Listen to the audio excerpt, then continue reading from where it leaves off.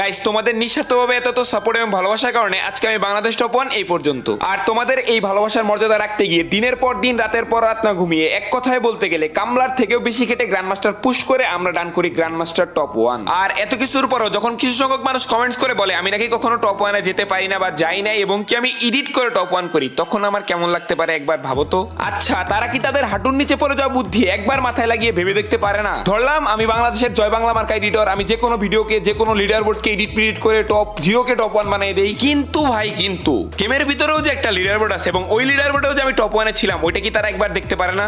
নাকি ভাই এটা বলতে হবে গেমের লিডার বোর্ড আমি এডিট করে দেই এবং তারপরে গাইনা ঘুষকে আমার নাম বাংলাদেশ টপ 1 এক নম্বরে বসিয়ে দেয়।